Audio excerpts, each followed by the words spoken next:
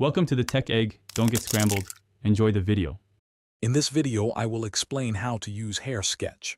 First, familiarize yourself with the main interface, noting the brush panel on the left and layer options on the right. To begin, import your chosen reference photo by tapping the Import icon, usually found at the top. Then, set your canvas dimensions. A common starting point is a 2000 by 3000 pixel canvas for detailed work. Ensure the orientation matches your reference for optimal sketching. Now let's dive into drawing. Choose a brush that mimics the hair texture you desire. For instance, a fine-tipped brush for individual strands or a softer brush for broader sections. Apply varying pressure as you draw to create natural line weight, making some strands appear thicker or thinner.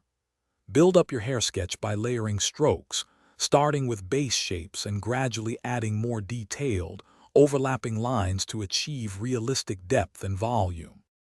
With your base hair drawn, it's time to refine. Use the blending tools to soften harsh lines and create smooth transitions between different hair sections, giving a more natural flow. Introduce highlights by using a lighter color and shadows with a darker tone to add dimension and realism, focusing on light sources.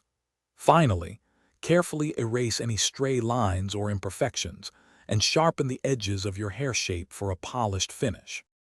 To elevate your skills, experiment with various hairstyles, lengths, and textures beyond your initial reference. Don't forget to save your work frequently, perhaps every 10 to 15 minutes, and consider saving multiple versions as you progress. When your masterpiece is complete, export your final sketch. Choose a high-resolution format like PNG or JPEG at 300 dots per inch to ensure excellent quality for sharing or printing. Thanks for watching. Consider subscribing if I helped unscramble your problems.